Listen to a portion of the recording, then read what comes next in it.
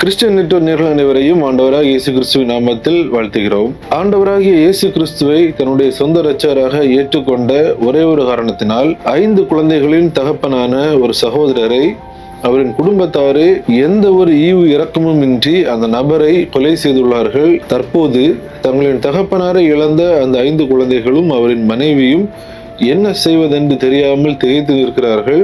இந்த செய்திகளை கேட்பதற்கு மிகவும் வேதனையாக இருந்தது. எதன் காரணமாக இந்த நபருக்கு இப்படிப்பட்ட ஒரு கொடூரம் நடைபெற்றது, இவை எல்லாவற்றையும் மிக தெளிவாக இந்த வீடியோவில் நம்ம பார்க்க இருக்கிறோம். இந்த வீடியோவை தவறாமல் உங்கள் நண்பர்கள் அனைவருக்கும் பகிர்ந்து கொள்ளுங்கள். அநேக தகவல்களை தெரிந்து கொள்வதற்கு அது ஏதுவாக இருக்கும். வாங்க வீடியோக்குள்ள போலாம்.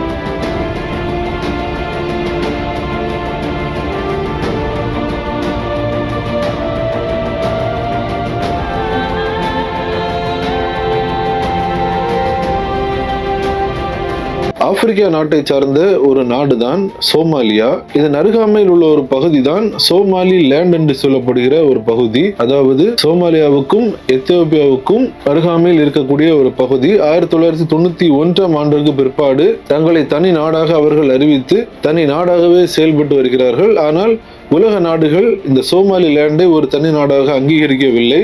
ஆனால் இஸ்ரேல் மட்டுமே இந்த சோமாலி லேண்டை நாங்கள் தனி நாடாக அங்கீகரிக்கிறோம் என்ற ஒரு அறிவிப்பை அவர்கள் வெளியிட்டிருந்தார்கள். இந்த சோமாலிலாந்துல பெரும்பாலான மக்கள் இஸ்லாமை பின்பற்றுகிறார்கள்.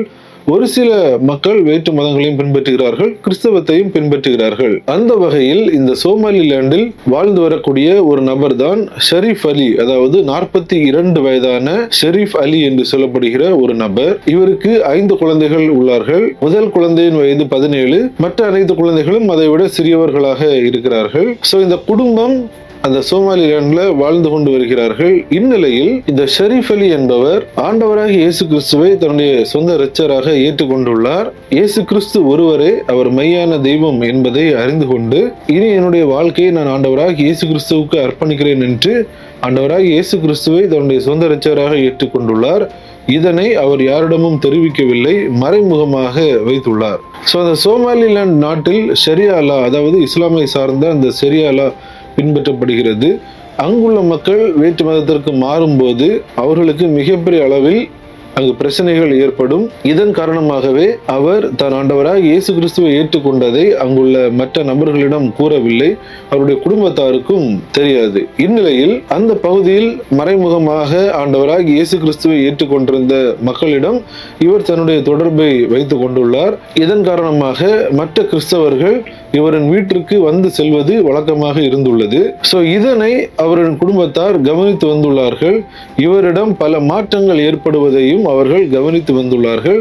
இந்நிலையில் இவர்கள் கலந்து கொள்ளும் அந்த தொழுகைகளில் அவர் கலந்து கொள்ளாமல் அதனை அவர் புறக்கணிப்பதையும் அவர்கள் கவனித்து வந்துள்ளார்கள். இவருக்குள்ளாக ஏதோ ஒரு மாற்றம் நிகழ்ந்துள்ளது என்பதை அவர்கள் புரிந்து கொண்டுள்ளார்கள். இவரை கண்காணிக்கவும் ஆரம்பித்துள்ளார்கள். அந்த வகையில் இவர்களின் வீட்டிற்கு கிறிஸ்தவர்கள் வருவதையும் அங்கிருந்து இவர்கள் தேவனை ஆராதிப்பது, இவை எல்லாவற்றையும் அவர்களின் குடும்பத்தார் கவனித்துக் கொண்டே இருக்கிறார்கள்.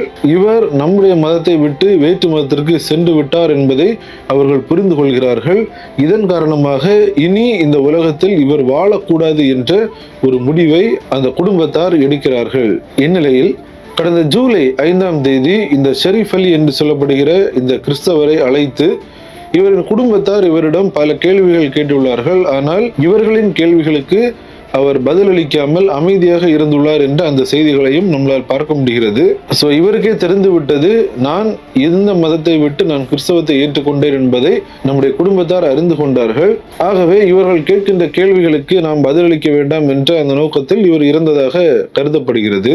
மேலும் குடும்பமாக இவர்கள் அவரிடம் பல கேள்விகளை எழுப்பிவிட்டு பின்னர் எல்லாரும் ஒன்றாக இணைந்து உணவு உண்டுள்ளார்கள். அந்த உணவு உண்ணும் போது இவரை கொலை செய்ய வேண்டும் என்ற நோக்கத்தில் ஏற்கனவே இருந்த அந்த குடும்பத்தார் இவரின் உணவில் மட்டும் மிக கடுமையான ஒரு விஷத்தை கலந்துள்ளார்கள். அதாவது ஆப்பிரிக்காவில் அங்குள்ள மக்கள் வேட்டையாடுவதற்கு தங்களின் அம்புகளில் பயன்படுத்தக்கூடிய மிக கடுமையான ஒரு விஷத்தை இந்த உணவில் கலந்துள்ளார்கள். இதனை அறியாத அவர் அந்த உணவை உண்டுவிட்டு தன்னுடைய வீட்டிற்கு சென்றுள்ளார். வீட்டிற்கு சென்ற போது மிகப்பெரிய அளவில் இவருக்கு வாந்தி ஏற்பட்டுள்ளது. மயக்க நிலைக்கு அவர் சென்றுள்ளார். உடனடியாக இவரின் வீட்டார் மருத்துவமனைக்கு அழைத்து செல்கிறார்கள். இந்த ஷெரீப் அலி என்று சொல்கிற நபர் மருத்துவமனையில் சிகிச்சை பெறுகிறார் என்று கேள்விப்பட்ட அந்த சக கிறிஸ்தவர்களும் உடனடியாக அந்த பகுதிக்கு செல்கிறார்கள். எப்படி மற்ற நாடுகளில் அண்டர் கிரவுண்ட் திருச்சபைகள், அதாவது மறைமுக திருச்சபைகள் நடைபெறுகிறதோ அதே போல் இந்த சோமாலிலாண்டிலும் மறைமுகமாக கிறிஸ்தவர்கள் இருக்கிறார்கள் அல்லவா, இவர்களை ஒருங்கிணைக்கக்கூடிய ஒரு தலைவர், அந்த தலைவரும் அந்த மருத்துவமனைக்கு சென்றுள்ளார். அவரை பார்த்தவுடன் இந்த ஷெரீப் அலி அவரை தன்னுடைய அருகில் அழைத்து ஒரு சில வார்த்தைகளை கூறியுள்ளார். என்ன கூறியுள்ளார் என்றால், நான் ஆண்டவராக இயேசு கிறிஸ்துவை என்னுடைய சொந்த இரட்சகராக ஏற்றுக்கொண்டேன் என்பதை நான் வெளிப்படையாக அறிவிக்காமல் இருந்ததை நினைத்து நான் வருத்தம் அடைகிறேன். நான் இப்போது இறந்தாலும் கவலை இல்லை, நான் இயேசுவை விசுவாசிக்கிறேன், நான் அவரிடம் சென்று விடுவேன் என்ற இந்த வார்த்தைகளை அவர் கூறியிருப்பதான அந்த செய்திகளையும் நம்மளால் பார்க்க முடிகிறது. இந்நிலையில் ஜூன் 5 குடும்பத்தினரால் கொடுக்கப்பட்ட அந்த விஷ சாப்பாடை உண்ட அந்த ஷெரீப் அலி என்று சொல்லப்படுகிற கிறிஸ்தவர் ஜூலை 7 அவர் மரணம் அடைகிறார். இந்த சம்பவம் அங்குள்ள கிறிஸ்தவர்களை மிகவும் வேதனைக்குள்ளாக ஆழ்த்தி உள்ளது. ஒரு சில காரியங்களை பார்க்க முடிந்தது. அது என்னவென்றால், அங்குள்ள அந்த கிறிஸ்தவர்கள் என்ன கூறியிருக்கிறார்கள் என்றால், ஒரு சில காரியங்களை வாசிக்க முடிந்தது. அங்குள்ள கிறிஸ்தவர்கள் என்ன கூறியிருக்கிறார்கள் என்றால், ஆண்டவராக இயேசு கிறிஸ்துவை ஏற்றுக்கொள்வது, அதாவது அந்த நாட்டின் மதத்தை விட்டு வேற்று மதத்திற்கு மாறுவது அந்த நாட்டின் சட்டப்படி அது தண்டனைக்குரிய ஒரு காரியம்.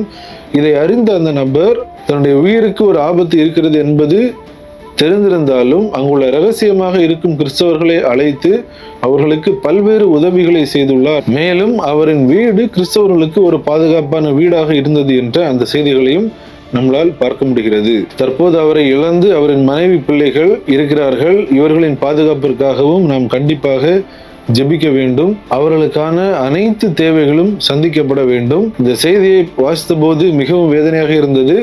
ஆனாலும் அந்த நபர் ஆண்டவராக இயேசு கிறிஸ்துவுக்காக வைராக்கியமாக இருந்துள்ளார். உலகளவில் கிறிஸ்தவர்கள் பல நாடுகளில் இப்படிப்பட்ட கொடுமைகளை அனுபவித்து வருகிறார்கள். சில நாடுகளில் அந்த நாடுகளின் சட்டங்களால் அவர்கள் பாதிக்கப்படுகிறார்கள். சில நாடுகளில் தங்களின் சொந்த குடும்பத்தாராலேயே அவர்கள் இப்படிப்பட்ட கொடுமைகளை அனுபவிக்கிறார்கள். இந்த நபரும் தன்னுடைய சொந்த குடும்பத்தாராலேயே படுகொலை செய்யப்பட்டுள்ளார். இப்படிப்பட்ட நாடுகளில் வாழும் கிறிஸ்தவர்களின் பாதுகாப்பிற்காக நாம் கண்டிப்பாக ஜெபிக்க வேண்டியது அவசியமாக உள்ளது. அவரின் குடும்பத்திற்கு நாம் ஜெபிக்க வேண்டும். யார் அவரை கொலை செய்ய முற்பட்டார்களோ அந்த நபர்களும் ஒரு நாள் ஆண்டவராக இயேசு கிறிஸ்துவே மெய்யான தெய்வம் என்பதை அவர்கள் அறிந்து கொள்ள வேண்டும். இதற்காகவும் நாம் ஜெபிக்க வேண்டும். இந்த தகவலை தவறாமல் உங்கள் நண்பர்களுக்கும் பகிர்ந்து கொள்ளுங்கள்.